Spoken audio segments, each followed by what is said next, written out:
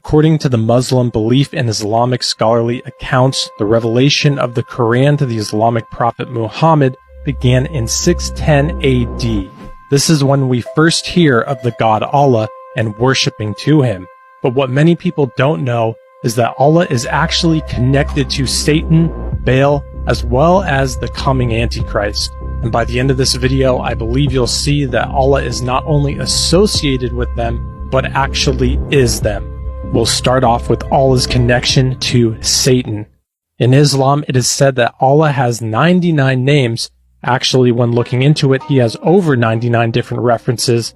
But the Quran actually describes that the characteristics of Allah are actually the same characteristics that Satan has.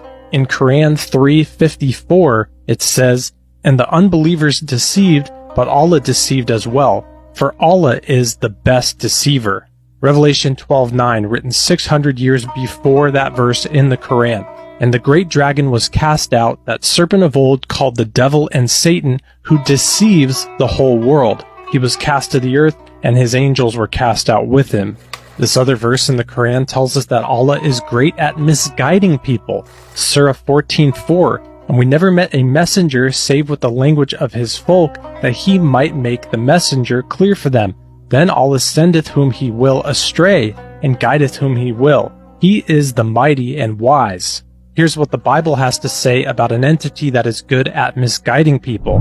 2 Corinthians 11:14-15, "And no wonder, for Satan himself disguises himself as an angel of light. So it is no surprise if his servants also disguise themselves as servants of righteousness.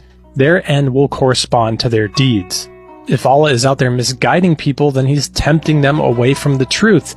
James 1:13 tells us, "Let no one say when he is tempted, I am tempted by God. For God cannot be tempted by evil, nor does he himself tempt anyone."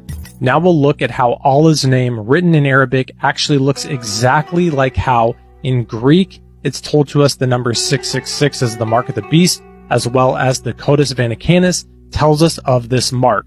After we look at this, we will look at the absolute proof that the worship at Kaaba in Mecca, the most holiest site for Muslims, is actually tied and was founded upon the worship of Baal and false gods, and how that's actually the exact worship that continues on to this very day. When I first saw the Codex Vaticanus, I was literally shocked because I could read the text. It was Arabic.